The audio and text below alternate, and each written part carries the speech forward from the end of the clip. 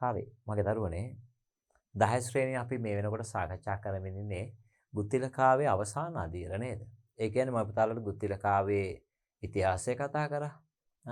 ඊළඟට කවි කතා කරා, කවිවල තේරුම්, කවිවල සාහිත්‍ය නේද? ඊළඟට ඔබට පෙළ පොතේ තියෙන මෙන්න මේ ਵਿਚාර. විචාර අපි දෙකක් දැන් සාකච්ඡා කරලා තියෙනවා. පැහැදිලිද? දැන් අපි සාකච්ඡා කරන්න යන්නේ වැදගත් ਵਿਚාරයක්. බලන්නේ ਵਿਚාරය තමාට තමාමතක වන තරමටම වේනා වාදනයේ මිහිරි බව පැවසීමට කතුවරයා කාව්‍ය සංකල්පනා යොදාගත් ආකාරය අපූර්වය. උදාහරණ දෙමින් උක්ත කියමන පැහැදිලි කරන්න. දැන් මොකද මේ කියන්නේ? දැන් අපි මොනවා හරි දෙයකට ආස කරාම මොකද වෙන්නේ? සමහර විට අපි දන්නේ නැහැ නේද? ඉන්න තැන අමතක වෙනවා. නේ? මට ඔය ගැන කියද්දිම මතක් වෙනවා අර ගුණදාස කපුගේ මහත්මයා කියන්නේ අර මේ. ඇයත් නොදන්නේ ඇය යන මානය උන් හිටිතෙන් මතකයේ අඩමානය. මොනවා හරි දෙයකට ආසාව ඇති වුණාම ඒකට දැඩි ලෙස එල්බ ගත්තට පස්සේ අනිත් ඒවා අමතකයි. නේ? අපි දැන් නාට්‍යයක් බලනවා කියන්නකෝ. නාට්‍යයේ රස වින්දනය කරන හොඳම අවස්ථාවක් නම් ඕක බලාගෙන ඉඳිද්දී ගෙදර තියෙන දේවල් කවුරු හරි අරන් ගියත් දන්නේ නැහැ. නේ? එහෙමනේ. ඒ වගේ තමයි මේ සංගීතය කියන්නේ මාර දෙයක්. ඇයි සංගීතයට අපි කවුරුත් ආසයි නේද? ගීතයක් ගායනා කරනකොට අහන් ඉන්න ආසයි. ඒකේ මියුසික් එකට නේද? ඒතර ඒ වගේ අපි එක එක්කෙනා ඔය සංගීත වල එක එක පැතිකඩවල වලට කැමතියි. සමහරු වාදනයට කැමතියි. සමහරු ගායනයට කැමතියි නේද? සමහරු සංගීතයත් එක්කම නර්තනයට කැමතියි නේ? කොහොම නමුත් දැන් මෙතෙන්දි වෙන්නේ ඔබ දන්නවා ගෞතම බුදුහාමුදුරුවෝ බුදු වෙන්නට පෙර නේද? පෙර ආත්ම භාවවල ඉපදිලා තමයිනේ බුදු උනේ. අන්න ඒක අවස්ථාවකදී තමයි අපේ බෝධිසත්වෝ ප්‍රකට සංගීතඥයෙක් බවට පත් වෙනවා. ඒ කියන්නේ දිව්‍ය ලෝකේ පංචසිකකේ වීණා වාදනය පරෙන තරමට අද්විතීය වීණා වාදනයක් ඔහු සතු වෙනවා. ඒ කියන්නේ ඔහුගේ වීණා වාදනය වෙන කිසිම කෙනෙකුට සමාන කරන්න බෑ. ඒකට හේතුව තමයි මගේ දරුවනේ බෝධිසත්වයෝනේ නේද? බෝධිසත්වයන්ගේ ප්‍රාර්ථනාවන් ඉෂ්ට වෙනවා. බුදු කෙනෙක්, පසේ බුදු කෙනෙක්, මහරහත්. අපේ බෞද්ධ සාහිත්‍යයට අනුව මේ තුන්දෙනා මොනවා හරි ප්‍රාර්ථනා කරොත් ඒක ඒ විදිහට වෙනවා. ඒ වගේමයි බෝධිසත්වරයෙකුගේ අදිෂ්ඨාන ශක්තිය තියෙනවා. ඒ ශක්්‍යතාවය තුල ඔහුගේ ගමන සාර්ථක වෙනවා. දැන් මෙතෙන්දී ගුත්තිල කියලා කියන අපේ බෝධිසත්වය. ඒතර මේ බෝධිසත්වයන්ගේ වීණා වාදනය කොච්චරද කියනම නම් මේක අහන් ඉන්නේ කවුද? සතා සිව්පාව සියල්ල. මිනිස්සයා සියලු සත්තු, ඒ කියන්නේ සිව්පා සහ දෙපා පක්ෂී මේ සියලු වර්ගයේ සත්තුන්ට මොකද උනේ? ඒගොල්ලොන්ට ආවේනිකව තිබිච්ච ගති ලක්ෂණ නේද? හිතා ගන්න බැරුව වෙනස් වුණා. සමහරු පිළිරූ ඇඹුවා වගේ හිටියා. නේ? සමහරුන්ට දන්නේ නැහැ තමන් කොච්චර ඒකට ලෙන්ගතු වුණාද, කොච්චර ඇල්මක් දැක්වුවාද කියනවා නම් තමන්ගේ අතේ තිබිච්ච වටිනා වස්තු දන්නේම නැතුව විසි වුණා. සමහර මණිමේකලාවේ තිබිච්ච මැණික් ගල් විසි කරා නේද? මණිමේකලාවම ගලවලා දාන්නත් තිබුණා. ඇයි ආසාව වැඩිකමටනේ. ගලවලා විසි කරනවා. ගිය තැන විශ්වාරන් මුතුමෙනි. එතෙන්දී සියලු මුදු වලලු උරපලඳන මාල ඔය කියන සියලුම දෑ රන් මුතුමැණි මෙයාට ප්‍රදානය කරන ජයගෝසානම්මෙන්. ඇයි මේකට පිස්සු හැදිලා ඉන්නේ.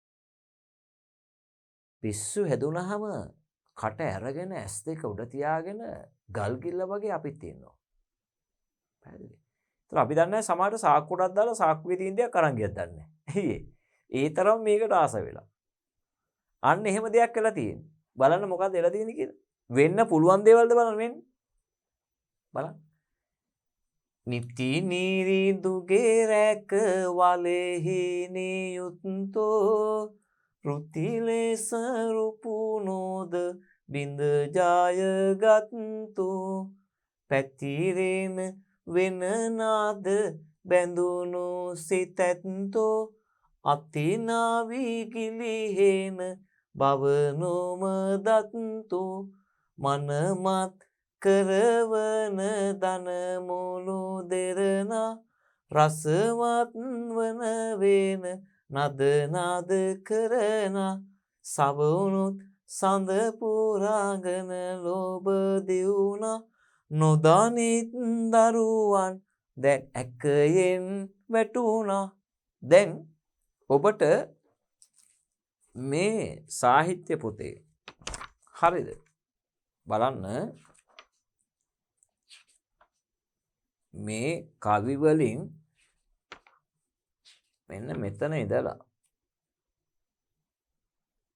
14 සිට බලන්න වෙන දේවල් ටික 13 ගජසේනාවට වෙච්ච දේ හරිද ඊළඟට ඔය අපි කතා කරන්නේ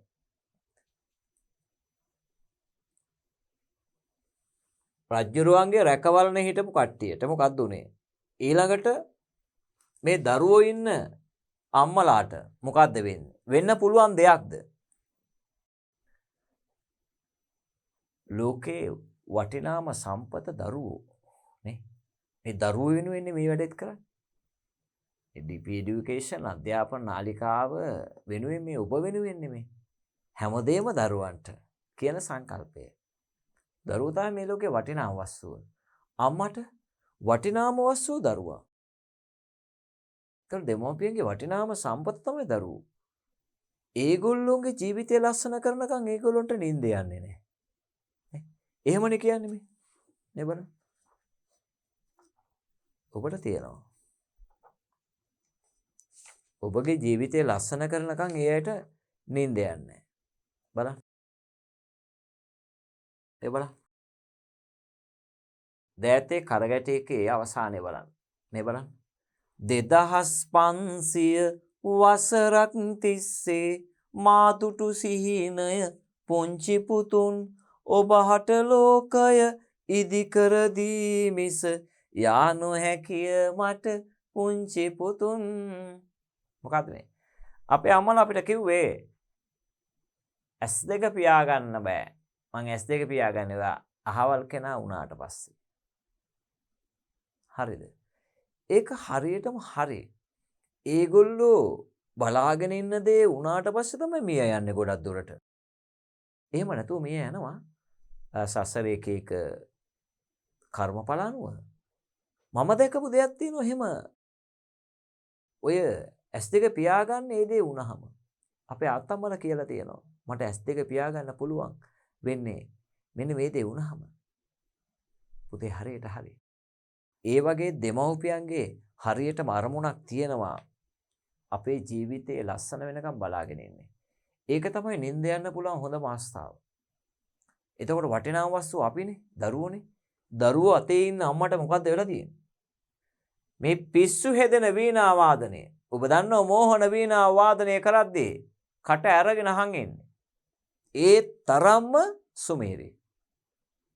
මම එක දවසකදී දකින්න නාලිකාවක ඉන්දියාවේ ගිහිල්ලා ඉගෙනගෙන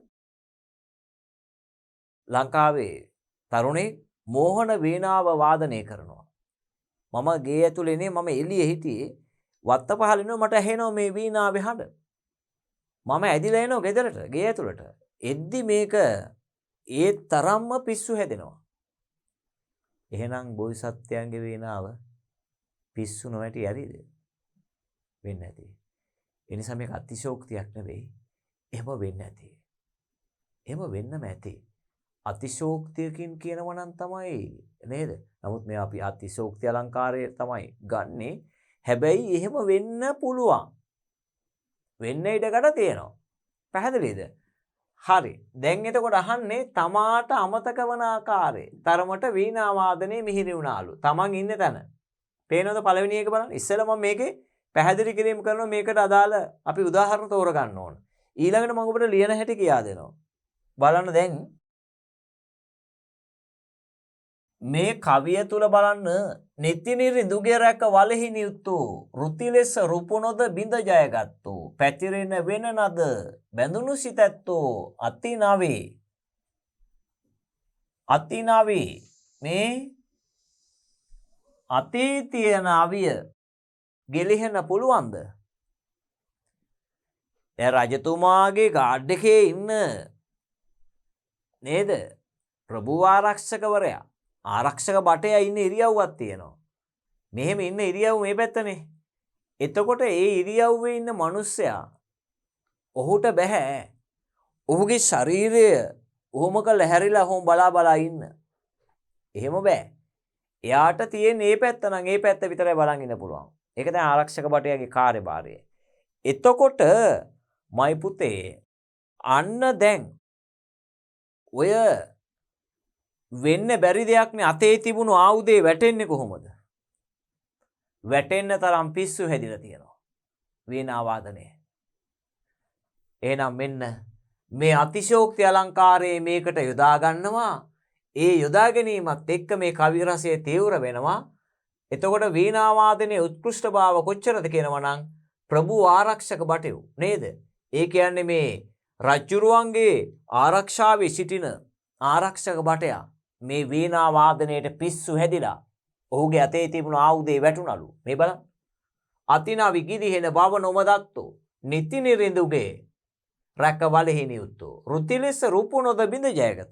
කැමති ආකාරයට මේ විජයග්‍රහණය කරන සතුරු බලය අයින් කළා දාලා ජයග්‍රහණය කරනවා. එහෙම කරපු ඔවුන් ඒ එඩිතර ලීලාවෙන් ඉන්න ඔවුන් කලාව ඉස්සරහා නේද අසරණ වෙනවා. බලන්න මේ මිහිරි සුමිහිරි උත්කෘෂ්ඨ වූ වීණා වාදනය ඉස්සරහා පුතේ අපි වුණත් එහෙමයි. ඇයි? අපි සංගීතයට ආසයි. මන් දන්නේ මං හරි ආසයි ඔය මිහිරි හඬවල් වලට හරි ආසයි. අපි ඒ හඬ හොඳට සවන් දෙනවා නේද? ඒකට ආසයි. අන්න එහෙනම් මෙන්න එතන මේ තමාට තමා අමතක වුණු බවට සාක්ෂියක් මේ කවිය. ඊළඟ එක හරි විශේෂයි මේකනේ. මේක වෙන්නම බැරි එකක්.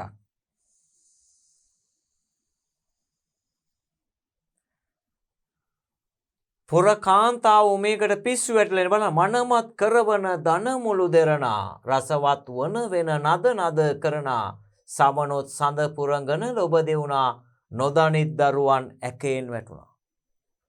බලන්න මේ මෙච්චර ආස කරන වීණා වාදනය කොච්චර ආස කරාද කියනවා නම් තමන්ගේ මේ ඇකෙහි උකුලේ හිටපු දරුවා වැටෙනවා දන්නේ නැහැ අම්මලා. මේ පුරකාන්තාව දන්නේ නැහැ. දරුවා මෙහෙම කීල්ලේ මෙහෙම ගහගෙන මේ විදිහට ඉන්නවා. මෙහෙම තියාගෙන ඉන්න දරුවා වැටෙන්න පුළුවන්ද? මන් නම් දන්නේ මට හිතා ගන්න බෑ නේද දරුවා වැටෙන තැන. අන්න තමාට තමා අමතක වුණා.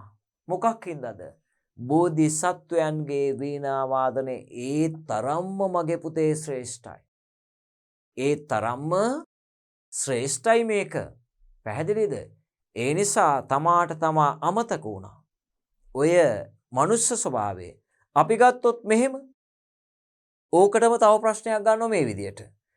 ගුත්තිල කාව්‍යේන ගුත්තිල ඇදුරුතුමාගේ වේනානාදේ මිහිරියාව උත්කෘෂ්ඨභාවය කරන කොටගෙන සතුන්ගේ ආවේනික හැසිරීම රටා වෙනස් කළේ උක්ත කියමන නිදසුන් දෙමින් ප්‍රකට කරන්න.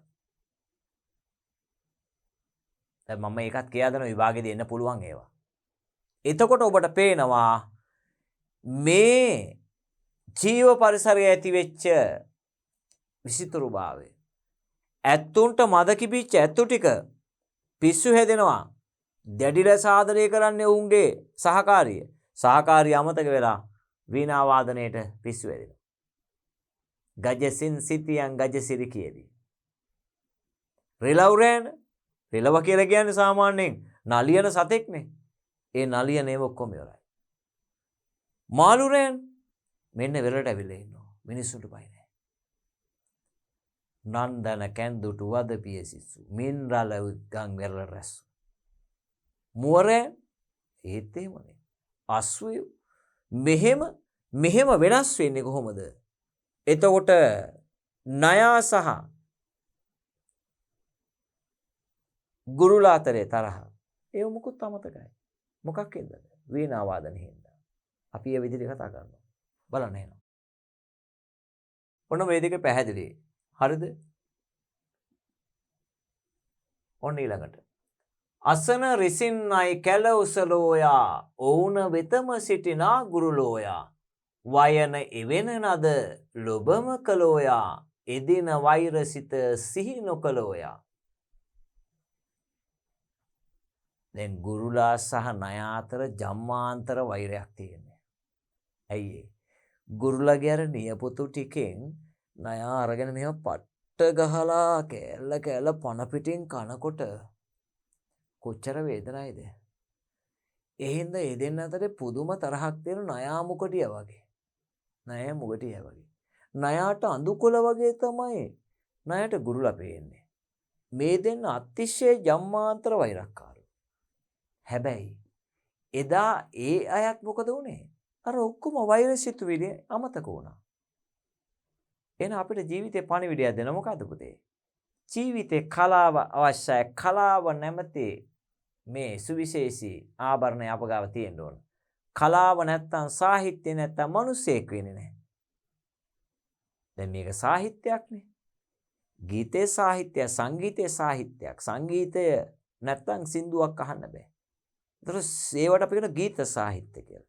ඒතර ගීතය තුල අපිට අපිව අමන්දානන්දයටපත් කරනවා. ඒකෙන් අපි අපේ ජීවිත කතාව ලස්සන වෙන අවස්ථා ඕනෑ තරම් තියෙනවා. අපි ප්‍රඥාව කරා යනවා. ඇයි ඒ? සමහර ගීත තියෙනවා අපේ ජීවිත හදන.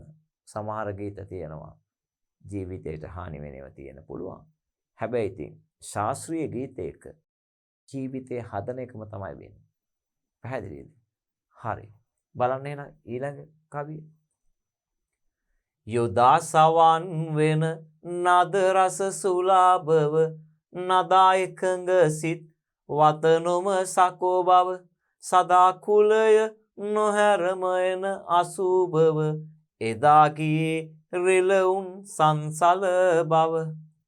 අන්න මේ සත්ත්ව පන්ති ටික වෙනස් වෙච්ච හැටි පේන ඔබට.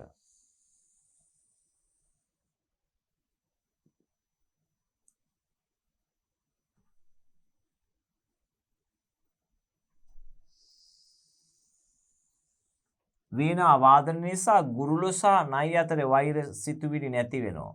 එදා ගියේ රිලවුන් සංසලව. හරිද? මේ රිලවුන්ට තිබිච්ච ආවේනික චර්යාවක් තමයි නලියන ගතිය.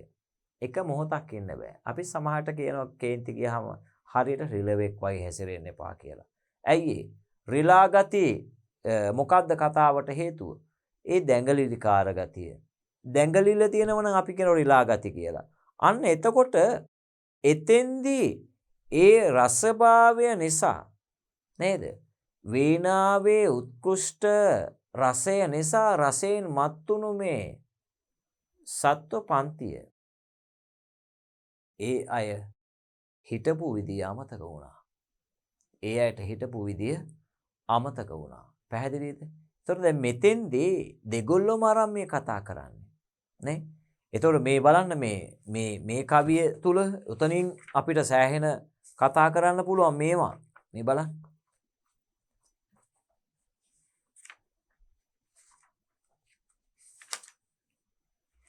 පාලොස්වෙනි කවිය. පාලොස්වෙනි එක. මේ බලන්න. පියසන් නොව බිගු දැල් රැඳි කොපුලි අවසන් නොව වෙන නදටම කුහුලි මද සංසුන් පියෝවින් සිටි නොසැලි ගජසින් සිටියම් ගජසිරි කියේලි. ඒගොල්ලොන්ට යාවෙනික ගතියක් නේ. මෙන්න වීණා වාදන නිසා වෙනස් වෙලා. තමාට තමා වෙනස් වෙලා දන්නේම නැහැ. නේද? පක්ෂි රෑන පියාපස් සලාගෙන ඉන්නවා. පිස්සු ඇදිලා බලාගෙන. හරියට දිව්‍ය සේනාවට දිව්‍ය ආසන පැනෙව්වාක් වගේ. අන්න එහෙනම් මේ වගේ කවි අරගෙන ඔන්න මේකට අදාළ ਵਿਚාර අපිට ලියන්න පුළුවන්. පැහැදිලිද? දැන් අහන්නේ මොකක්ද අහන්නේ? තමාට තමා අමතක වන තරමටම වීණා වාදනයේ මිහිරි බව පැවසීමන කතුවරයා කාව්‍ය සංකල්පනා යොදාගත් ආකාරය අපූර්වය. දැන් මෙන්න මේ තමාට තමා අමතක වන තරමට වීණා වාදනයේට පිස්සු හැදුනා කියන එක ඔප්පු කරන්න කවියා යොදාගෙන තියෙනවා මේකේ කාව්‍ය සංකල්පනාව මොකක් කරගෙන තියෙන්නේ මේකේ. බොහොම අපූර්වට මේකේ මාත්‍රා වින්‍යාසය හරි ගැලපෙනවා. මාත්‍රා වින්‍යාසයේ මේකේ ඔබ දන්නවා මාත්‍රා 16 තියෙන්නේ මේ දෙකේම. මාත්‍රා 16ට මේක නිර්මාණය කරන්න. එතකොට මේකේ ශබ්ද රසයේ එක්කම අර්ථ රසයේ තීව්‍ර කරන්න තමයි මේ අදාළ කාව්‍ය උක්ති භාවිත කරලා තියෙන්නේ. බලන්න. අතිනවි ගිලිහෙන බව නොබ දත්තෝ නොදනි දරුවන් ඇකෙන් වැටුණා. එතකොට මෙන්න මේ කියන කවිපාද වලින් අපිට පැහැදිලි වෙන පුතේ තමන් තමාටම අමතක වෙලා ඉන්නවා වීණා වාදන නිසා. අන්න එතකොට ඒ බව අතිශෝක්ති අලංකාරයේ භාවිත කරමින් කවියා මේකේ රසය තීව්‍ර කරනවා. එතකොට ඔබ ආරම්භ කරන්න ඕන මේ විදියට.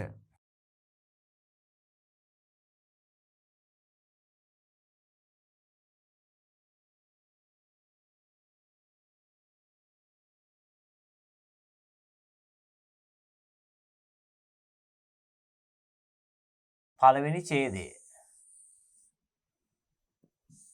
උදාහරණ.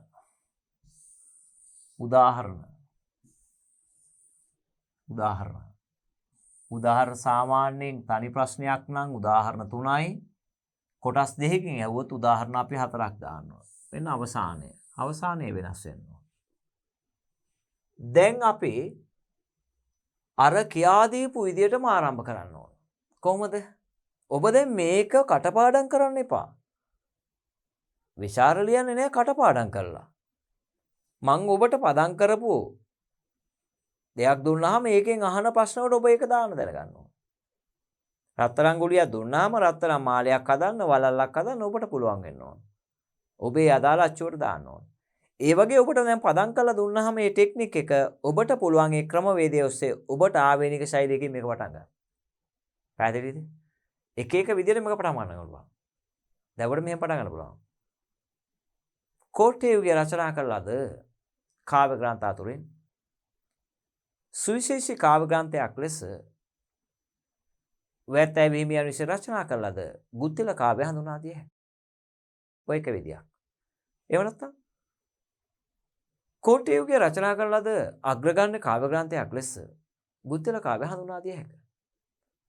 මෙම මාහැඟේ කාව්‍ය ග්‍රන්ථය රචනා කිරීමේ ගෞරවය හිමිවන්නේ වැත්තෑව හිමියන්ට.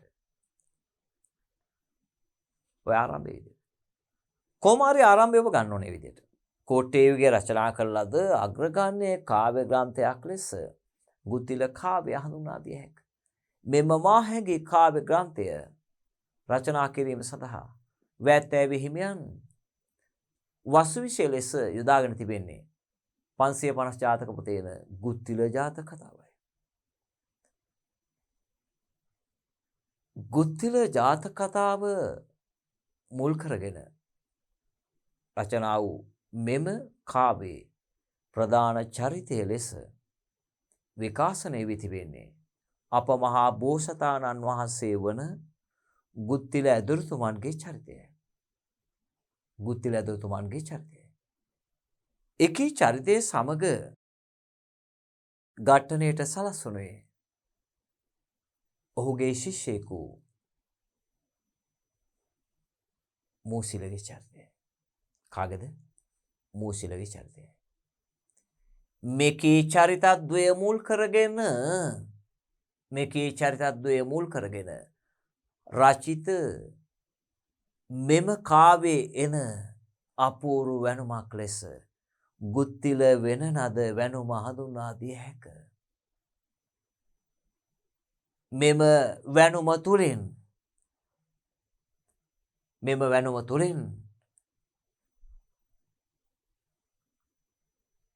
ගුත්තිල ඇදුරුතුමන්ගේ වේනා වාදනයේ උත්කෘෂ්ඨභාවය හේතු කොටගෙන තමාට තමා අමතක වන ආකාරය. තමාට තමා අමතක වන ආකාරය.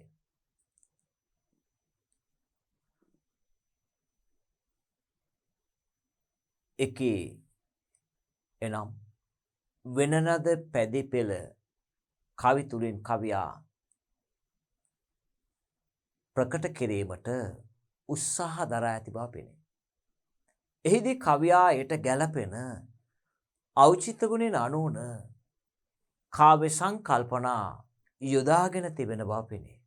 එය පහත දැක්වෙන සනිදර්ශන පද්‍ය විමසීමෙන් තවදුරටත් පැහැදිලි කරගත හැක. දැල්ලිව්වා. දැන් මෙතනින් කවිය ලියනවා. හරිනේ.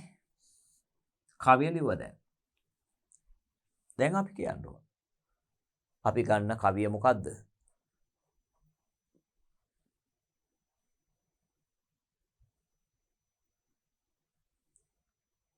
අපි ගන්න මේ නිති නිදුගේ රැකවලෙහි නියුත්තෝ කියන කවිය. කවිය ලිව්වා කියලා හිතන්න. හරි. දැන් අපි ලියනවා.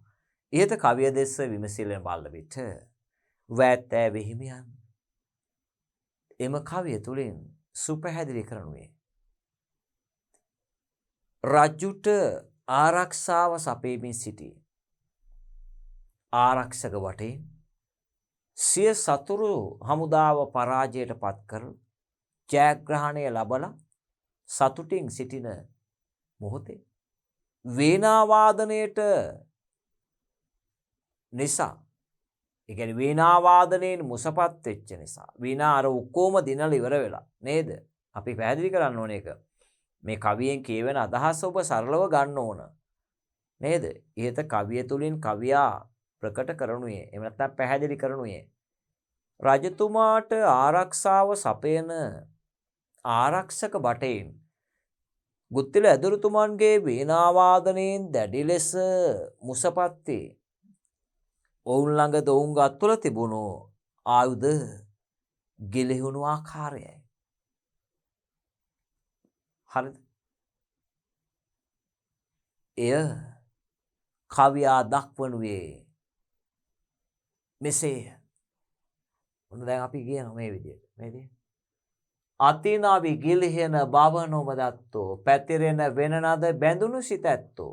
දැන් මේ පැතිරෙන වෙනනද වීණා වාදනයේ පැතිරීමත් එක්ක ඒකට සිත් යොමු කරගත්ත මෙන්න මේ අය ඔවුන්ගේ අතේ තිබුණු ආයුධ ටික වැටුණු බවයි.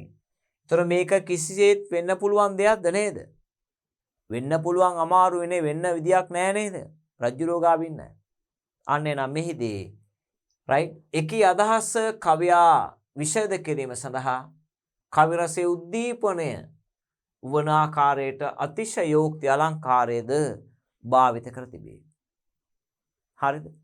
එතකොට අන්න ඔබ පැහැදිලි කරන්න ඕන මේ කියන කාව්‍ය කියමන තුල අතිනාවි ගිලිහෙන බව නොමදත්තෝ යන කාව්‍යෝක්තිය තුලින් එකී අදහස කදිමට විෂද වේ. මේ පහත් දැක්වෙන සනිදර්ශන පද්‍ය විමසීමෙන් මේ පහත් දැක්වෙන නේද? නිදසුන් පද්‍ය තුලින්ද ඒ වරතා එකී අදහස පහත් දැක්වෙන නිදසුන් පද්‍ය තුලින්ද කදිමට පැහැදිලි කරගත හැක.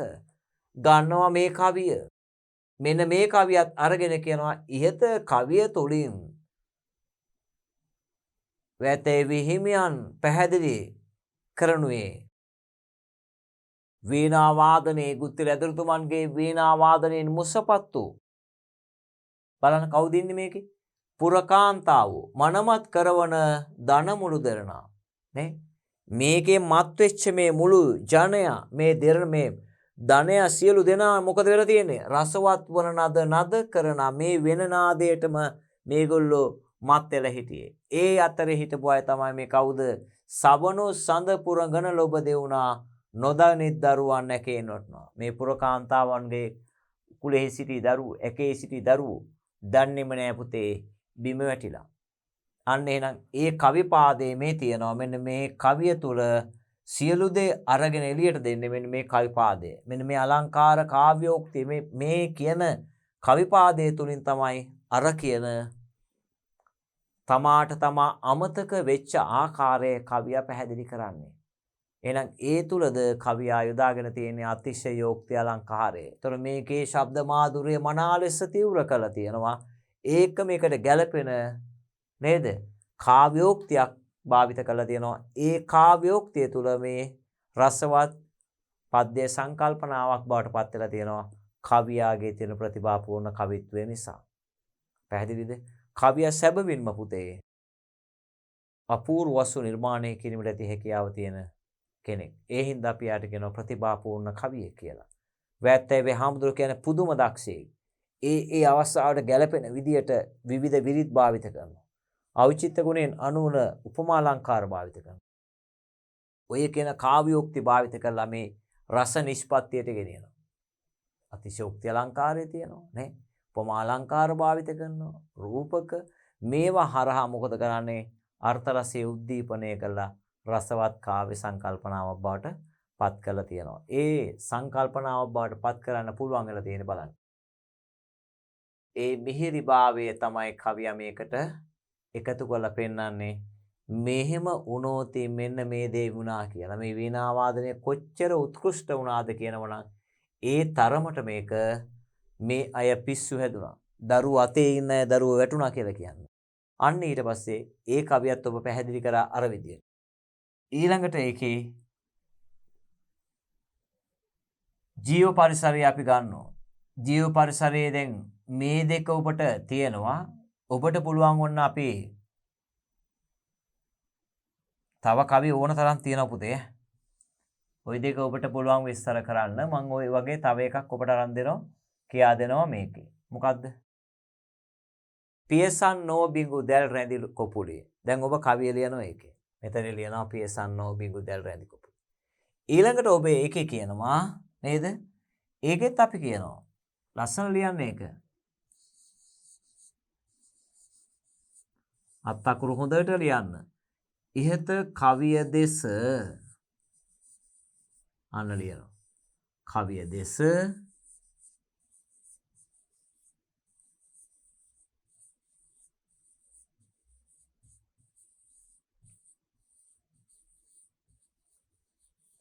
විමසිල්ලෙන් බලන විට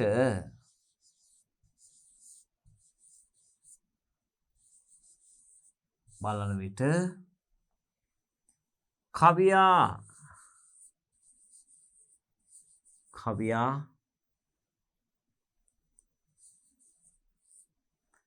ඒ තුලින්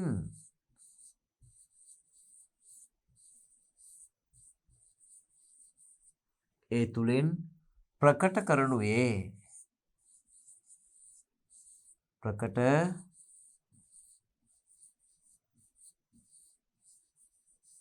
කරනුයේ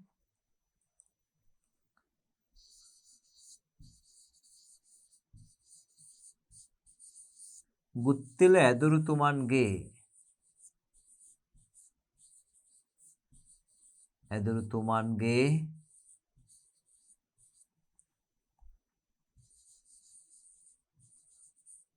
වේනා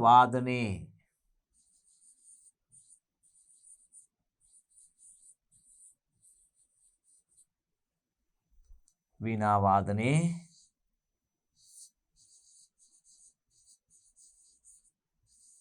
උසස් බව එහෙම නැත්නම්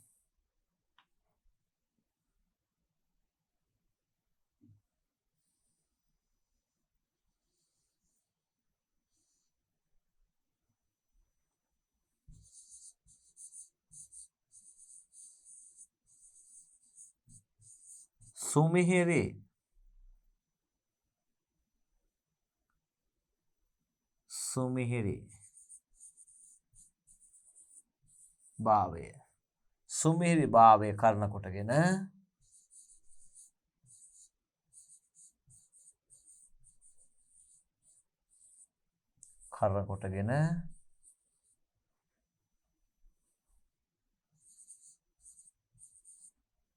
ජීව පරිසරයද පරිසරයේද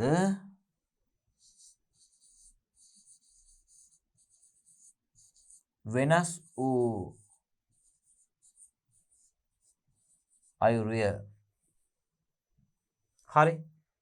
ඉහත කවිය දෙස විමසිල්ලෙන් බලන විට කවියා ඒ තුලින් ප්‍රකට කරනුයේ ගුත්තිල ඇදුරුතුමන්ගේ වීණා වාදනයේ සුමිහිරිභාවය කරන කොටගෙන ජීව පරිසරයේද වෙනස් වූ අයුරුය.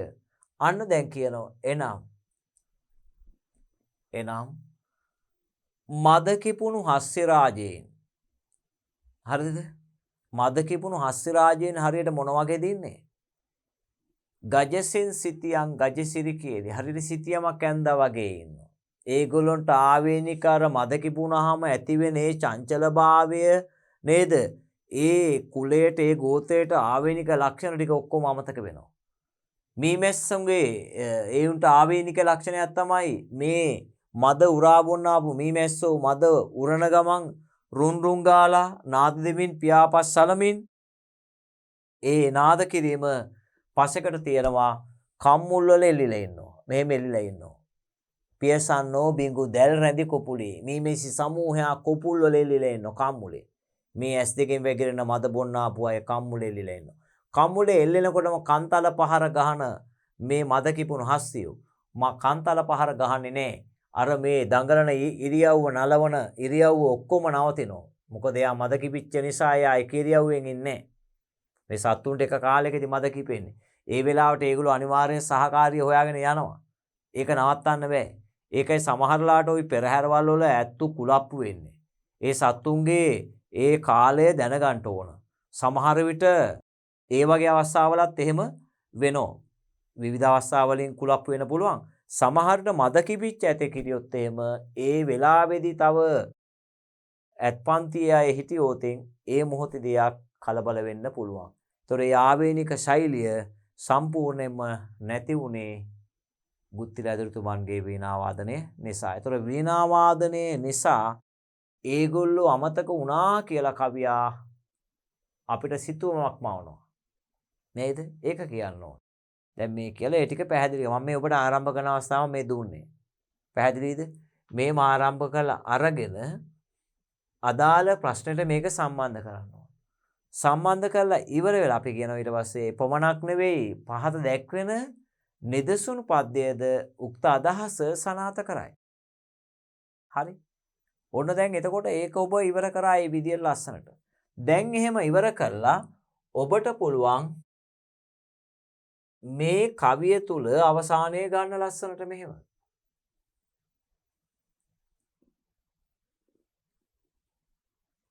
අවසානයේ ගන්න මේ විදියට. ඔන්න බලා ගන්න ඒකත් කියා දෙන්න. දැන් ඔබ මේ ටික අරගෙන කවියට අදාළ ටික අරගෙන සම්බන්ධ කරන්න ඕන. පැහැදිලිද? බලන්න එන ආරම්භයේ ඉහත කවිය දෙස විමසිල්ලෙන් බලන විට කවියා ඒ තුලින් ප්‍රකට කරනුයේ ගුත්තිල ඇදුරුතුමන්ගේ වීණා වාදනයේ සුමිහිරි භාවය කරන කොටගෙන ජීව පරිසරයේද වෙනස් වූ අයුරිය. අන්න ඊට පස්සේ ඒකෙන් අර කියන දේ කිව්වා. දැන් අපි ඔන්න කවිය සම්පූර්ණයෙන් ਵਿਚාරය අවසන් කරන්න හදාන්නේ ලස්සනට මේ විදියට. දැන් ඔබ ප්‍රශ්නේ තේරුම් ගන්න ඕනේ ඉස්සෙල්ලම. මොකද්ද? ප්‍රශ්නේ කියලා තියෙන්නේ මොකද්ද මේ විදියට? තමාට තමා අමතක වන තරමට වීණා වාදනයේ මිහිරි බව පැවසීමට කතුවරයා කාව්‍ය සංකල්පනා යොදාගත් ආකාරය. අන්න එහෙනම් මේ කාව්‍ය සංකල්පනා උචිත ලෙස යොදාගත්තා කියන එක කියන්න ඕන. පැහැදිලිද?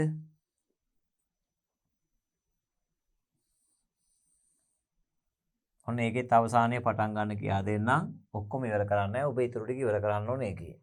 දැන් මේක ඊටු ටික ඉවර කරා අපි අන්තිමට මේ විදිහට යනවා.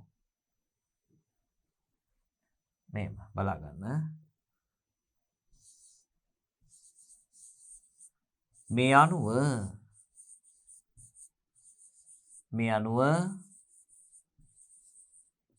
අපට පැහැදිලි වන්නේ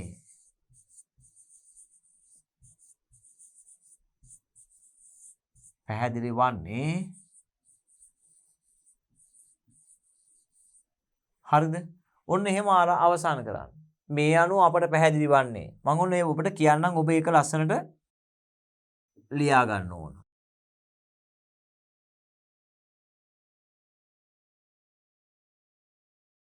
මේ අනුව අපට පැහැදිලි වන්නේ කෝට්ටේ යුගයේ රචනා කරන ලද ගුත්තිල කාව්‍යයේ එන වෙනනද පැදිපෙළ තුලින් හරිද ගුත්තිල ඇදුරුතුමන්ගේ වීණාවාදනයේ සුමිහිරිභාවය කරන කොටගෙන තමාට තමා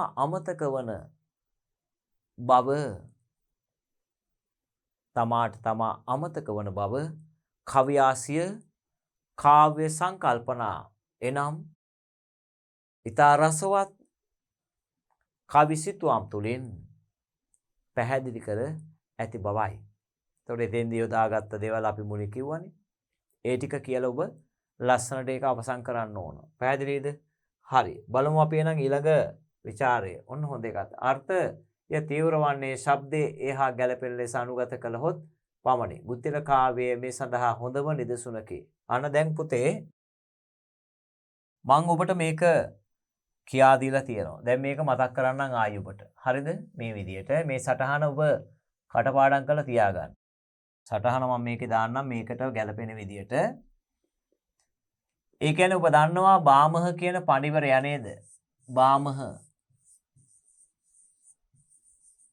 බාමහ කියන පඬිවරයා කවියට අර්ථකථනය දුන්නානේ මේ විදියට.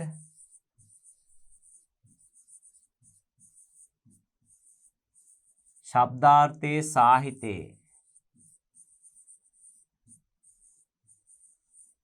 සාහිත්‍යයේ කාව්‍යම් කියලා. කාව්‍යම්. හරිද? එතකොට එයට අනුව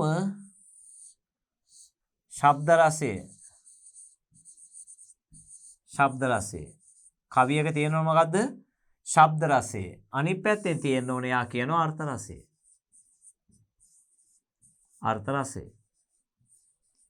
මේ දෙක එකට සුසංයෝජනය වුණොතින් තමයි කවියක් බවට පත් වෙන්නේ. සුපැහැදිලි කවියක් වෙන්න නම් ශබ්ද මාධුර්යය අර්ථ මාධුර්යය තියෙනවා. මේ ශබ්ද රසයට අපි කියනවා කොහොමද? ශබ්ද මාධුර්යය කියලා. මාධුර්යය. මේක අර්ථ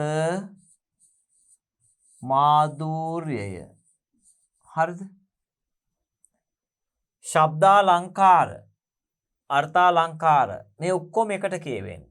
මේ දෙක එකට තියෙනවා නම් අපි ඒකට කියනවා මෙන්න මෙහෙම. එකට සම්බන්ධ වුණාට පස්සේ අපි කියනවා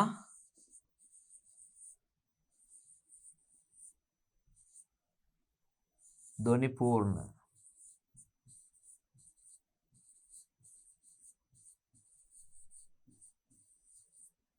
ධ්වනි පූර්ණ භාෂාව. ශබ්ද රසය අර්ථ රසය දෙක එකට මනා සංකලනය වුණොත් අපි ඒකට කියනවා ධ්වනි පූර්ණ භාෂාවක් කියලා. එතකොට මගේ පුතේ බලන්න ශබ්දාලංකාර ඔබ දන්නවා දැන්. දැන් ඔන්න ඔබ මේක අරගත්තාම හරි මතක් කරගන්න.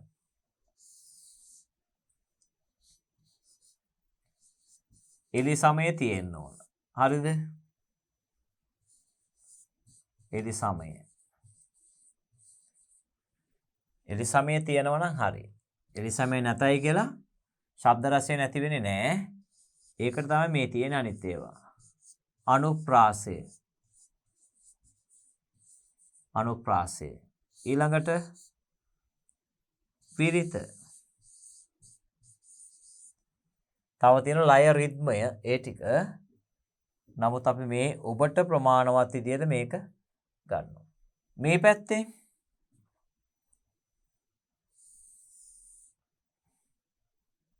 මේ පැත්තෙන් අපි ගන්නවා උපමා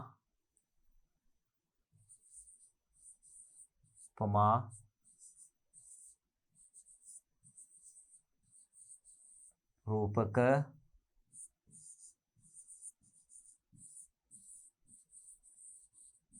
සංකේත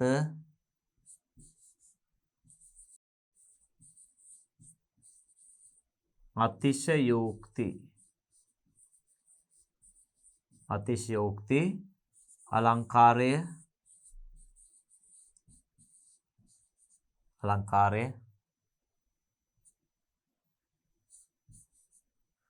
ස්වභාවෝක්ති අලංකාරය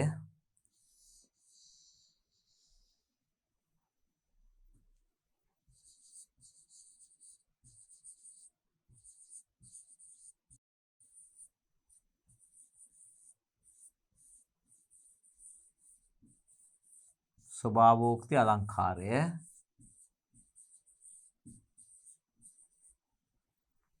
ඊළඟට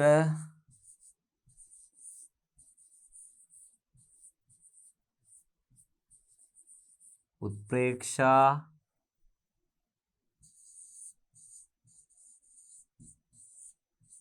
අලංකාරය තව තියෙන ගොඩක් ඔය ටිකෙන් ඔබට මේ තුන අනිවාර්ය මේ තුනේ මොනවා හරි ගුත්තිලකාවේ කවිවල තියෙනවා මොනවාද අනිවාර්යෙන් එලිසමේ තියෙනවනේ විරිත තියෙනවා අනුප්‍රාසය තමයි සමහර විට අඩු වෙන්න පුළුවන් වෙන්නේ එලිසමය විරිත නම් තියෙනවා හරිද ඊළඟට ගුත්තිලකාවේ උපමා තියෙනවානේ රූපක සංකේත අතිශෝක්ති අලංකාරය නේද ඔය කියන අලංකාර තියෙනවා ඔය කියන අලංකාර තියෙනවා ඒතර ඔය කියන අලංකාර හැම එකේම නැහැ නේද තියෙන ඒවා ටික අපි ගන්නවා මේ විදිහට දැන් ඔන්න එහෙනම් දන්නවා ශබ්ද රසය සහ අර්ථ රසය එකට තියෙන්න ඕන කියලා කියනවා එයා නේද අර්ථයේ තීව්‍ර වන්නේ ශබ්දයේ හා ගැළපෙන ලෙස අනුගත කළහොත් පමණි අන්න අර්ථයේ උද්දීපනය වනිදී මේ කවියම කියනෝනේ බාමහ පඬිවරය කියනවා ශබ්දාර්ථයේ සාහිත්‍යයේ කාව්‍ය ශබ්ද රසය හා අර්ථ රසය මනා සංකලනය වෙලා තියෙනවා නම් ඒ වෙන්නේ සාහිත්‍යයක් අනිවාර්යෙන් කාව්‍යයක් වෙනවා කියලා එහෙනම් ශබ්ද රසයට අපි ගන්නවා ශබ්ද මාධුර්යය කියනවා මේ දෙක එකතු වුනහම කියන ධ්වනි පූර්ණයි කියලා එලිසමය අනුප්‍රාසයේ විරිත එක අකුරකින් අවසන් වෙන්න ඕන අකුරක් පදයක් ශබ්දයක් නැවත නැවත එක ළඟ භාවිත වෙනවා අනුප්‍රාසය පුනරුක්තය කියනවා විරිත අපි කිව්වා මාත්‍රා අඩු වැඩි නොවන ආකාරයට කෙටි දීර්ඝ අකුරු පෙළ ගස්වා දැක්වීම මාත්‍රා අඩු වැඩි නොවන ආකාරයට කෙටි දීර්ඝ අකුරු පෙළ ගැස්වීම උපමා කියන්නේ මොනවාද යම් වස්තුවක් තවත් වස්තුවකට සමාන කරනවා රූපක කියන්නේ උපමාවත් උපමේයත් එකක් ලෙස ප්‍රකාශ කරනවා මොකද පුතේ උපමාවයි උපමේයයි එකක් ලෙස ඍජුව ප්‍රකාශ කරනවා සංකේත මම පැහැදිලි කළා කිසියම් පදයක පේන තේරුම නෙවෙයි ඉක්මවා යන වෙනත් තේරුමක් ඒකෙන් දෙනවා නේද ඒ පදේ තුලින් අරගෙන වෙනත් දෙයක් තේරුම් දෙනවා දැන් හිතන්නකෝ දැන් අපි ගමු නිකන් වෙන කවි පන්තියක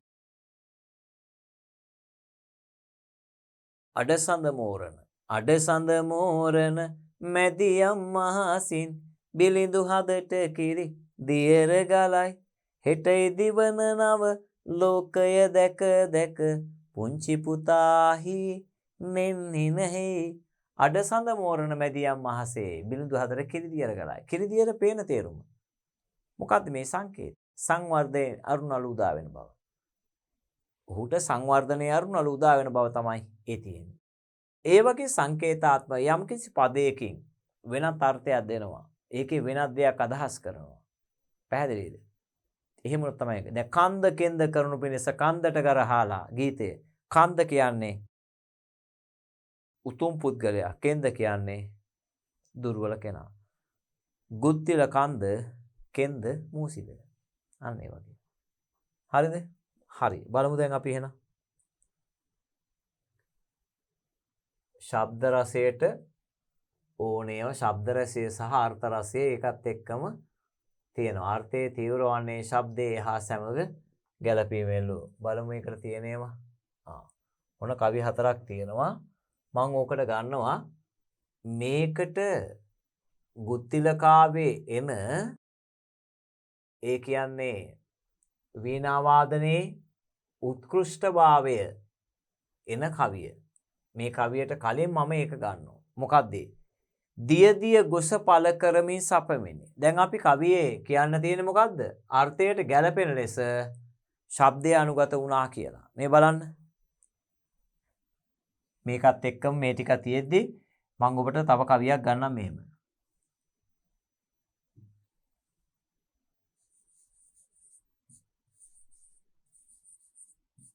දිය දිය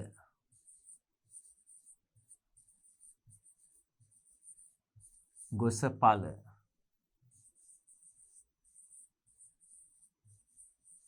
කරමින් සපැමිනි. දිය දිය ගොස පල කරමින් සපැමිනි. හරිද? ගිය ගිය තැනයි ස්වාරන් මුතුමිනි. ගිය ගිය තැන ඉස් වාරන් මුතුමිනි.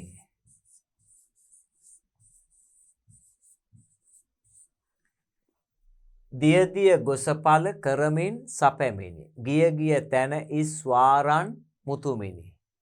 ගිය ගිය දියනද ගිය ගිය දියනද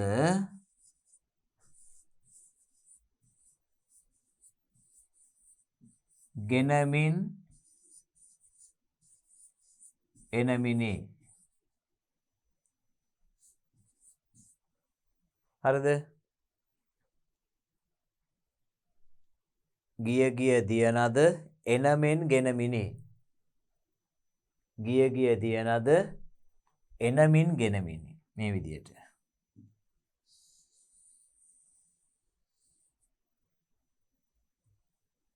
ගිය ගිය දියනද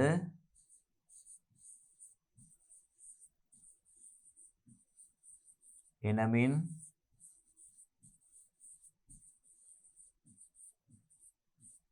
ගෙනමිනි. බලන්න. දිය දිය දියනද එනමෙන් ගෙන මිනි. සිය සිය ගුණයෙන්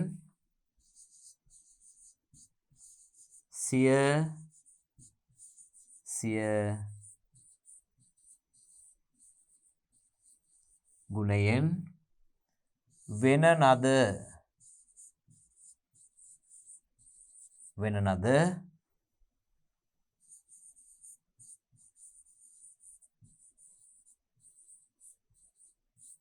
බලන්න. දැන් ඒ කවිය ඔබ දකිනවා. දිය දිය ගොස පාල කරමින් සපැමිනි.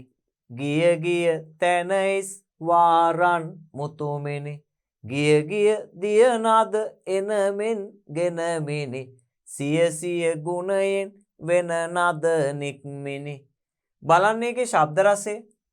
දැන් මේ තියෙන ටිකේම මේකේ තියෙනවා මේකේ විදියටම අපි පැහැදිලි කරනවා මේ විදියට බලා ගන්න. මාත්‍රා හතරට දිය දිය ගොස පල කරමින් සපැමිනි.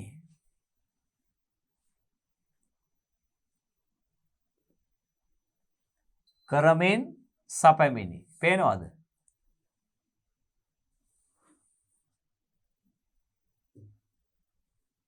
මාත්‍රා හතරට නවත්තනවා ඒකේ විරාමය. ඒක තමයි ශබ්දධ්වනියේ තීව්‍ර වන සුවිශේෂී අවස්ථාව. මාත්‍රා හතරෙන් හතරට පුතේ යතිය පිහිටවනවා. යතිය කියන්නේ මොකද්ද? විරාමය. මේ විරාමය පිහිටුවීම නිසා ශබ්ද රසය එනවා. මේ බලන්නකෝ. පටන් ගන්නදී දිය දිය ගොස පාල කරමින් සපැමිනි. ගිය ගිය තැනයිස් වාරන් මුතුමිනි. ගිය ගිය දියනද එනමින් ගෙනමිනි. සිය සිය ගුණයෙන් වෙන නද නික්මිනි. ඒක තාලය හැදෙන්නේ හතරට කඩනවා. එක දිගට කියන්නේ නැනේ. දිය දිය ගොස පල කරමින් සපැමිනි කියලා. එහෙම හරියන්නේ නැහැ. දැන් ඉතින් ඔබට මේක ඕන විදියට කියන්න පුළුවන් නේද? රැප් කරලත් පුළුවන් මේක. හරිද? විවිධ විදියට මේක කියන්න පුළුවන්. හැබැයි කවිය මේකේ මාත්‍රා හතරෙන් හතරට යතිය පිහිටවනවා, විරාමයේ පිහිටවනවා.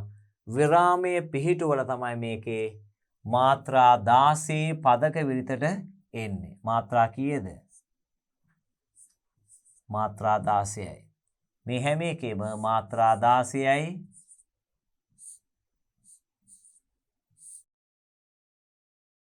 පෙද විරිත. පැහැදිලිද?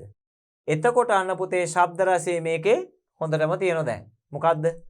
මේ දිය අනුප්‍රාසය මේ ගිය සිය මේකට අපි කියන අනුප්‍රාසය එකම පදේ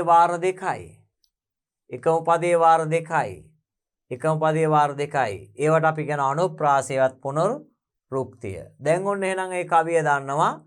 කවිය කොහොමද අර්ථයටම ගැලපෙන શબ્දයක් මේකේ වුණා කියන්නේ. දැන් වීණා වාදනයේ කූට ප්‍රාප්ති අවස්ථාවනේ මේකේ ප්‍රකට කරන්නේ. අන්නේ කූට ප්‍රාප්ති අවස්ථාව පෙන්වීමේදී මිනිස්සුන්ගේ මේ අතේ තියෙන වටිනා වස්තු ජයഘോഷා නංගමින් පිළිගන්නු ආකාරයේ වේගවත් භාවය පෙන්වන්නේ තේින් තමයි. දිය ගොස පාල කරමින් සපෑමිනි. බලන්න ඒක වේගය. ඒක තමයි විශේෂත්වය. අර්ථයටම ගැලපෙන විදිහට ශබ්දය නිර්මාණය වෙනවා.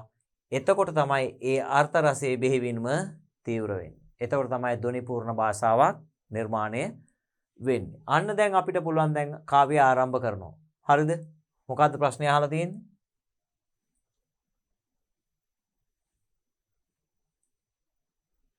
අර්ථයේ තීව්‍ර වන්නේ ශබ්දය හා ගැලපෙන ලෙස අනුගත කළහොත් පමණයි. ඔන්න දැන් අපි කියනවා මේක ලස්සනට පටන් ගන්නවා. කොහොමද පටන් ගන්නේ?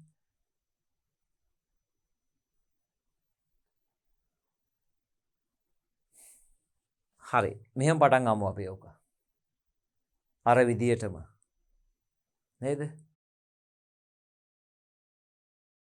පද්‍ය සාහිත්‍යයේ ස්වර්ණමය යුගයේ සැලකෙන එහෙම පටන් ගමු. පද්‍ය සාහිත්‍යයේ ස්වර්ණමය යුගයේ ලෙස සැලකෙන කෝට්ටේ යුගයේ රචනා කළ ලද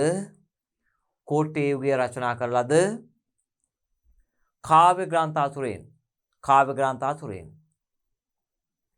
අතිශයින්ම රසවත් කාව්‍ය ග්‍රන්ථයක් ලෙස එහෙම නැත්නම් වැදගත් කාව්‍ය ග්‍රන්ථයක් ලෙස වැත්තෑවේ හිමියන් විසින් රචනා කළ ලද ගුත්තිල කාව්‍ය හඳුන්වා දිය හැකිය. මොකද පුතේ? වැත්තෑවේ හිමියන් විසින් හඳුන්වා දෙන ලද රචනා කළ ලද ගුත්තිල කාව්‍ය හඳුන්වා දිය හැකිය. මෙම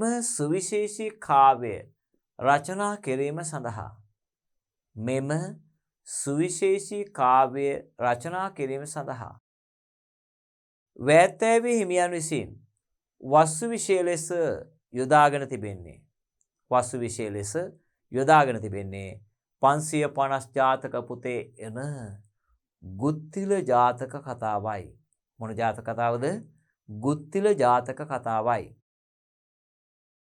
මෙම ජාතක කතාව මුල් කරගෙන රචනා කළ ලද ගුත්තිල කාව්‍යයේ ප්‍රධාන චරිතය ලෙස කතුවරයා විකාශනය කර තිබෙන්නේ අප මහා බෝසතාණන් වහන්සේ වන ගුත්තිල ඇදුරුතුමන්ගේ චරිතයයි. මේ මම පොඩ්ඩක් වැඩිපුර ඔබට දෙන්නේ මේක අරටු අරගෙන කෙටියෙන් ලියන්න. පැහැදිලිද? මෙකී චරිතයේ සමග ඝට්ටණයට සලස්වනුයේ ඔහුගේ ශිෂ්‍යයෙකු මූසිලගේ චරිතයයි. මෙකී චරිතද්වය මුල් කරගෙන රචිත මෙම මාහැඟි කාව්‍යයේ එන අපූර්ව වැනුමකේ ගුත්තිල වෙන ලද මෙම වැනුම අතිශයින්ම රසවත් වීම සඳහා කතුවරයා අර්ථ රසයට ගැලපෙන අයුරින් ශබ්ද රසයේද මනා ලෙස සංකලනය කර ඇති බව පෙනේ. එය පහත් දැක්වෙන සනිදර්ශන පද්‍ය විමසීමෙන් තව දුරටත් පැහැදිලි කරගත හැකිය. ඔන්න දැන් හරි. දැන් මොකද කරන්නේ? දැන් මෙන්න මේ කවිය ගත්තා. ඒ කවිය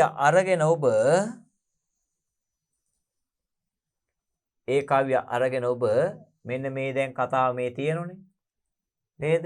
ඔන්න සමරියක් තියෙන මෙතන.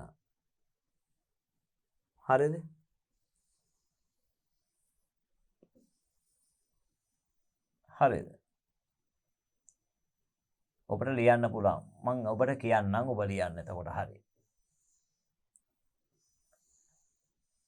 දැන් මේ කවිය ලියලා තියෙනෝනේ. මේ කවියේ තියෙන අපි මෙතනින් ඔන්න මේ කවිය දැන් උදාහරණ ලිව්වා. පැහැදිලිනේ? ලියලිවලා අපි ඒ උදාහරණයට අපි ගැලපෙන විදියට මේ විදියට ගන්නවා. ඔන්න උදාහරණ විස්තර කරන්න හදන්නේ. මේ කොටුවේ මම විස්තර කරන්නේ උදාහරණය. පැහැදිලිද?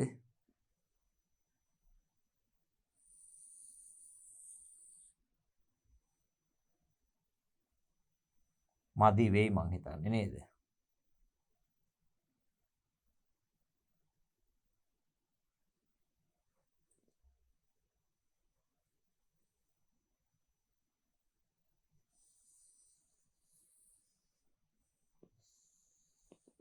ඔන්න මම මෙහාට නෑ.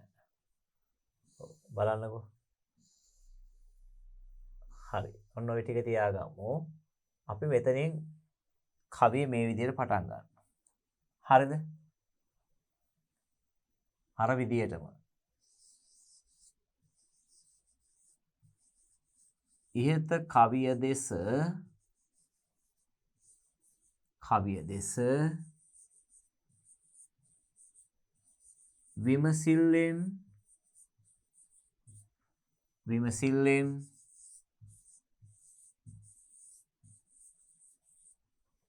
විමසිල්ලෙන්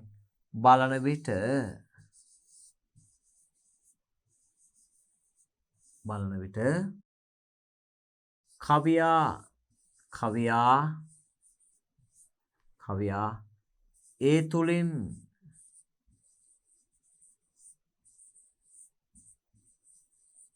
තුලින් ප්‍රකට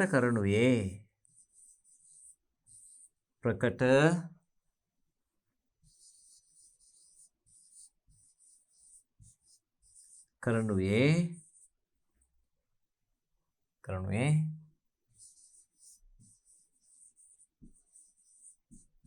ගුත්තිල ඇදුරුතුමන්ගේ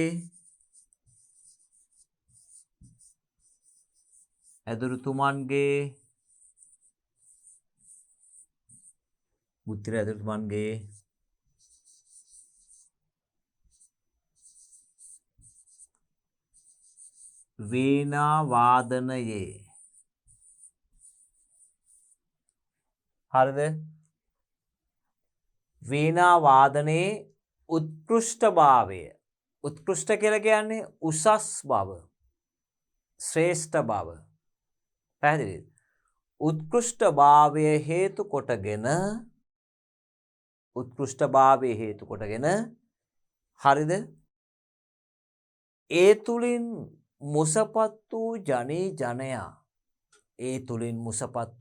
ජනයා ඔවුන් ළඟ තිබූ වටිනා රන් මුතු මැණික් ආදී වටිනා වස්තු ජයഘോഷා නංවමින් පිළිගැන්වූ අයුරුත් ඉන් සතුටටපත් වූ ගුත්තිල ඇදුරුතුමන් සිය වීණා වාදනය 10000 ගුණයෙන් වැඩි වෙන ආකාරයට වාදනය කළ අයුරිය. මොනද ඒ කතාව කියන්නේ? පැහැදිලි? මෙකී අපූර්ව සංසිද්ධිය පාඨක මනස වෙත මොන දැන් කවිය ලස්සන විස්තර කරනවා. පාඨක මනස වෙත කවියා දිගහරිනුයේ අර්ථ රසයට බෙහෙවින්ම ගැලපෙන ආකාරයෙන් ශබ්ද රසයේද මනා ලෙස සංකලනය කරමිනි කිව්වා. ඒ අනුව කවියා මෙහි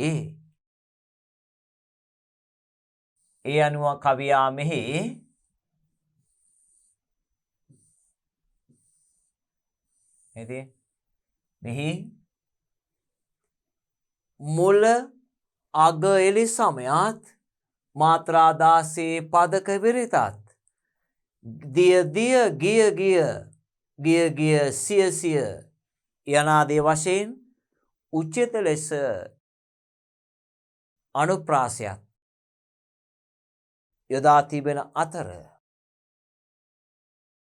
අර්ථ රසයේ උද්දීපනය සඳහා අලංකාර කාව්‍යෝක්ති භාවිත කර තිබේ. අන්න ඒකට කියනවා ගිය තැන ස්වාරන් මුතුමිනි යන අලංකාර කාව්‍යෝක්තිය තුලින් ජනයා සතුටටපත් වූ අයුරු කදිමට විශේෂ වේ. එහෙනම් එහි අර්ථයට ගැළපෙන ආකාරයට ශබ්ද මාධුර්ය කවියා සංකලනය කරා කියලා ඔන්න ඔබ පැහැදිලි කරනවා. මම මේ වැඩිපුර විස්තර කරන්නේ ඔබට මේක එකතු කරලා ගන්න කෙටියට. පැහැදිලිද? ඔබට එතකොට ලේසි. සර් ගොඩක් පැහැදිලි කරාම ඔබට පුළුවන් මේක උමනා ප්‍රමාණය අරගන්න කොහොමද? ඉහත කවිය දෙස්වීම සිල්ලෙන් බලන විට කවියාය තුලින් සුපැහැදිලි කරනුයේ විනා වාදනයේ මුසපත්තු ජනි ජනයා ඔවුන් ළඟ තිබූ වටිනා වස්තු ජයഘോഷ අනංවනමින් පිළිගන්නු අයුරුත් ඉන් සතුටටපත් වූ ගුත්ති රජතුමන් සිය විනා වාදනය සිය දහස් ගුණයෙන් වැඩි කළ අයුරුය. මෙම අපූර්ව සංසිද්ධිය පාඨක මනස දිගහරුවන කවියා ශබ්ද මාධුර්යයෙන් හා අර්ථ මාධුර්යයෙන් අනුනවන ආකාරයෙනි. එනම් මෙහි මුල අග එලි සමයත් මාත්‍රා 16 පදක විරිතත් ගිය ගිය සිය සිය ගිය ගිය යනාදී වශයෙන් අනුත්ප්‍රාසයක් මුසු කරමින් ශබ්ද මාධුර්ය තීව්‍ර කර ඇති අතර එයට ගැළපෙන අයුරින් අර්ථ රසයද තීව්‍ර කර තිබේ. ඒ අනුව ගිය ගිය තැන ස්වාරන් මුතුමින යන අලංකාර කාව්‍යෝක්තිය තුළින් අර්ථ ධ්වනිය කදිමට තීව්‍ර වී ඇත. ඔන්න විස්තර කරනවා. දැන් ඊළඟට මේකී අදහස ප්‍රකට කෙරෙන ඔන්න ඊළඟ ඡේදයට එනවා. මේකී අදහස ප්‍රකට කෙරෙන තවත් නිදසුන් පද්‍යයකේ පහත දැක්වෙන්නේ. ඔන්න දැන් අපි ලියනවා පියසන්නෝ බිඟු දැල් රැඳි කොපුලී කියන කවිය ලියනවා. ඒ කවිය ලිව්වා. ඒ කවිය ලියලා ඉවර වෙලා. හරිද? ඔබ අර විදියටම කියන්න ඕන ඉහත කවිය තුලින් නැත්නම් මෙම කවිය තුලින් වැත්තෑවේ හිමියන් සුපැහැදිලි කරනුයේ. ඒක අර විදියට වෙනස් කරන්න ඒකම ලියන්න එපා. සුපැහැදිලි කරනුයේ. වීණා වාදනයේ උත්කෘෂ්ඨභාවය කරන කොටගෙන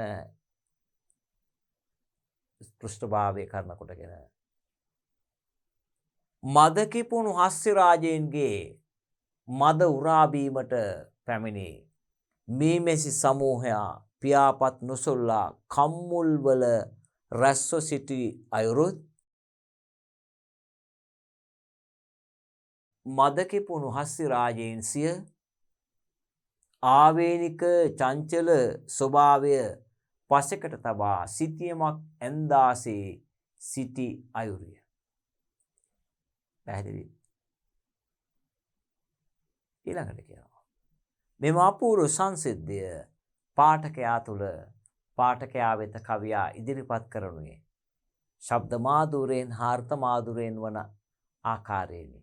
ඒ අනුව මෙහිදී අර්ථ රසය උද්දීපනය කිරීම සඳහා කවියා ගජසෙන් සිටියම් ගජසිරි කියලී යන අලංකාර කාව්‍යෝක්තිය භාවිත කර තිබේ. පැහැදිලිද? එමෙන්ම මෙහි එයටම ගැළපෙන ආකාරයට ශබ්ද ධ්වනිය තීව්‍ර කිරීමට ශබ්ද රසය තීව්ර කිරීමට කවියා මුල අග එලි සමයත් නේද? මුල අග එලි සමයත් මාත්‍රා 16 පදක විරිතත් උචිත ලෙස භාවිත කර තිබේ. ඒ අනුව මෙහිද අර්ථ රසයට ගැළපෙන ආකාරයට කවියා ශබ්ද රසයේද මනා ලෙස සුසංයෝජනය කර තිබෙන බව පැහැදිලිය. ඔන්න ඊළඟට අපි ආය ගන්නවා එපමණක් නොවේ පහත දැක්වෙන නිදසුන් පද්‍යයේද එකී අදහස පැහැදිලි කරයි. ඔන්න දැන් මේ ඔබට මම අතන කවියක් ඉතුරු කරනවා මේකේ. මේ තියෙන්නේ පැහැදිලිද? මේකේ මම ගන්නවා මෙන්න මේ කවිය. මොකද්ද? වර වෙන නද කියන කවිය ගන්න මේක. හරිද? කවිය අරගත්තා දැන්. ওই කවිය ලස්සනට ලිව්වා. දැන් මේක කටපාඩම්. මේවා කියා දීලා තියෙන්නේ තාල දන්න ඔක්කොම දන්නවා. දැන් ඕකෙත් අර විදියටම මේ කවිය ගන්නවා.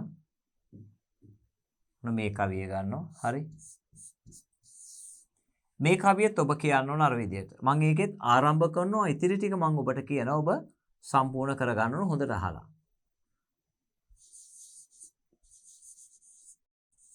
ඉහත කවිය දෙස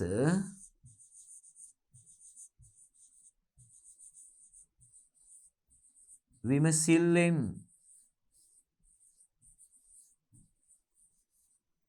බලන විට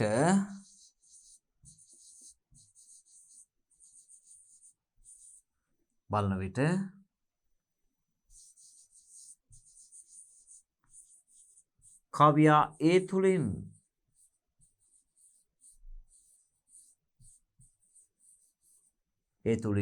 සුපැහැදිලි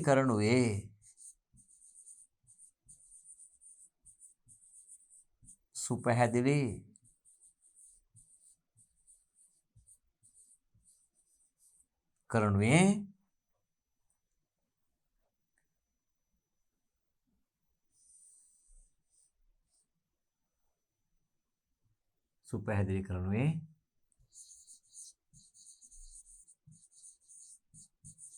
ගුත්තිල ඇදුරුතුමන්ගේ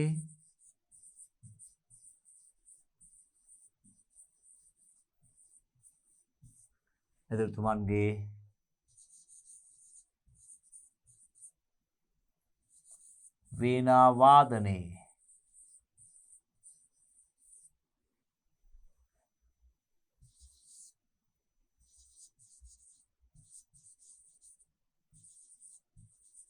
උසස් බව හේතු කොටගෙන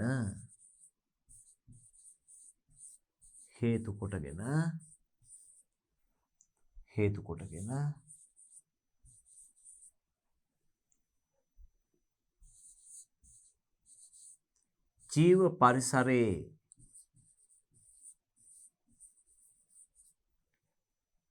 පරිසරයේ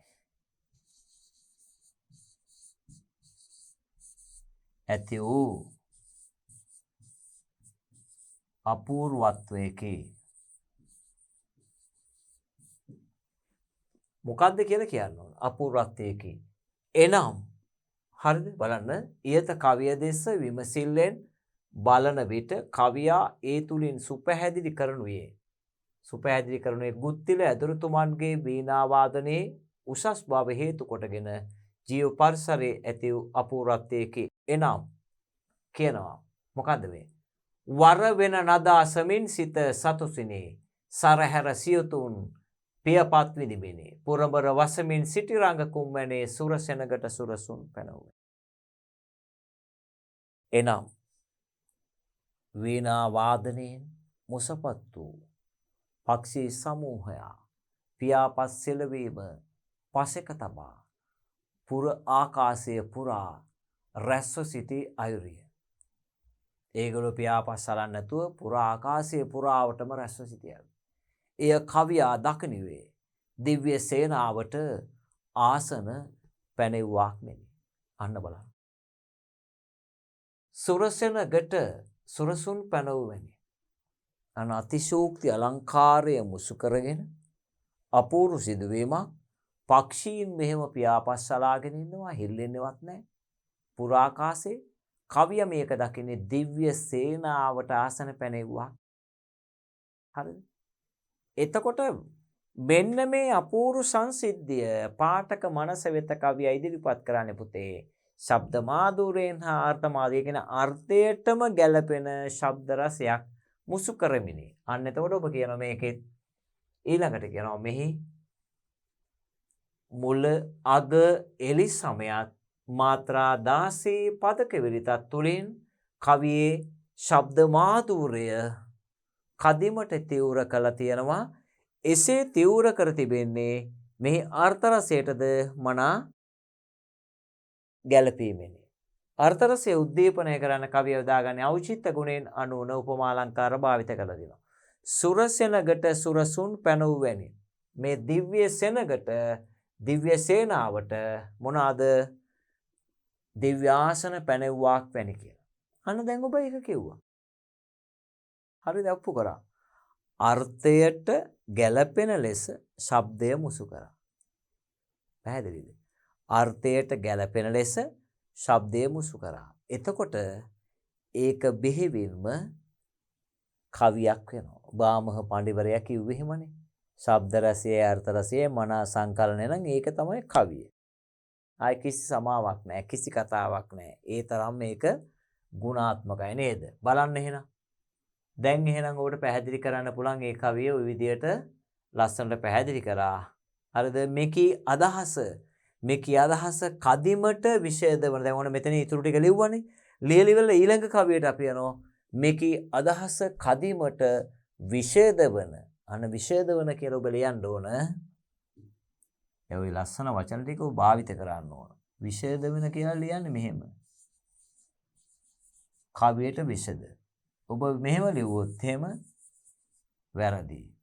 විශේෂ. මෙහෙම ලිව්වත් වැරදි. එහෙනම් විශේෂ කියන්නේ විස්තර කරනවා කියන එක, පැහැදිලි කරනවා කියන එක ඔබ අනිවාර්යයෙන් මේ පදේ පාවිච්චි කරන්න මේ විදිහට තාලු ශයන පාවිච්චි කරන්න ඕන. හරිද? එතකොට අන්න ඒ විදිහට අරගෙන ඒ කවියත් ඔබ පැහැදිලි කරා. ඊළඟට අපි යනවා ඊළඟ කවියට නේද? ඉතින් පෘථිවන පෙතින විදින් සමුෝයා නිතිමියු රැති වෙන නද සමුෝයා සිතිවිලි නැතිරු විලසමුෝයා. අන්න පුතේ. ඔය තියෙන අර්ථාලංකාර. හරි. මේකේ මොකද්ද? සුරසෙනගට සුරසුන් පැනවූ වැනි. පිට කලින් කවියේ ගජසින් සිතියම් ගජසිරි කියලි. නොදනි දරුවන් නැකයෙන් වැටුණා. හරි. දැන් මෙන්න මේවා ඔබ පෙන්වන්න ඕන. මේ මොකද්ද මේ තියෙන්නේ? ෘතිවන පෙතින විදින් සමුෝයා නිතිමියු රැති වෙන නද ලමුෝයා සිතිවිලි නැතිරු විලසමුෝයා තැති නොගනිති මිනිසුන් සමුෝයා. දැන් එතන පැහැදිලි මිනිස්සු දැක්කත් බය නැති වෙන්නේ මුව. මුවා කියන්නේ හරියට බය වෙන සතෙක්. කවුරු දැක්කත් බය වෙනවා. ඒ තරම් අහිංසක සතෙක්. මෙන්න මේ බය වෙන හැමෝටම බය වෙන මුවා එදා මිනිසුන් දැක්කම කොහොමත්ම බය වෙන කෙනා පුතේ මෙන්න બોලේ බය නැහැ. මොකක් නිසාද? වීණා වාදනයේ උත්කෘෂ්ඨභාවය නිසා. කවිය එක දකින්නේ හරියට මොකද්ද මේ? සිතිවිලි නැති රූවිලස. අජීවී නේද? සිතුවමක් විදියට තමයි මේ තියෙන්නේ. සිතිවිලි නැති රූප කියලා කියන්නේ අඹපු එකක් වගේ. හෙල්ලෙන්නේවත් නැහැ. ගල් ගැහුණා වගේ. අන්න පුතේ අතිශෝක්ති අලංකාරය තුල අර්ථද්දුනිය තීව්‍ර කරනවා. ඒකට ගැළපෙන විදියට ඖචිත්‍ය ගුණයෙන් අනුවන උපමාලංකාර භාවිත කරලා දෙනවා. ඒ උපමාලංකාර භාවිතයත් එක්ක ඒකට ගැළපෙන ශබ්ද මාධුර්යයක් තියෙනවා. මාත්‍රා 16 පෙදවිරිත අගේලි සමය මේ හරහා ශබ්ද රසයේ ඉහළතලයට යනවා.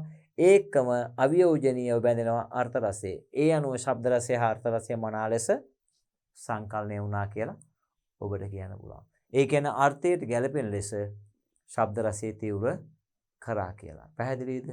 හරි. ඔන්න දැන් ඒකත් එහෙම ඉවර කරා. දැන් එතකොට මේක අවසන්. දැන් අපි අන්තිමට ගන්නවා. අන්තිමට අපි ගමු මේ විදියට. අවසන් කරන්න එහෙනම්. දැන් මේකේ අන්තිමට එන්න ඕන කවි විස්තර කරලා ඔක්කොම කරලා අන්තිම ටික අපි ලියනවා කොයි විදිහද? මේ අනුව අපට පැහැදිලි වන්නේ කෝට්ටේ යුගයේ රචනා කළ ලද ගුත්තිල කාව්‍ය අතිශයින්ම රසවත් කාව්‍යයක් වීම සඳහා කතුහිමියන් විසින් අර්ථ රසයට බේවින්ම ගැළපෙන ආකාරයෙන් ශබ්ද රසයේද මනා ලෙස සංකලනය කර ඇති බවයි. විචාරය ඉවරයි. ලකුණු 15 අවම ලකුණු 14ක් හම්බ. පැහැදිලිද? හරි. ඔන්න දැන් ඔබට මේ කොටස තුලින් අපි විචාර දෙකක් සාකච්ඡා කරා. ඊළඟ කොටසේ මම ඊළඟ විචාර දෙක සාකච්ඡා කරනවා.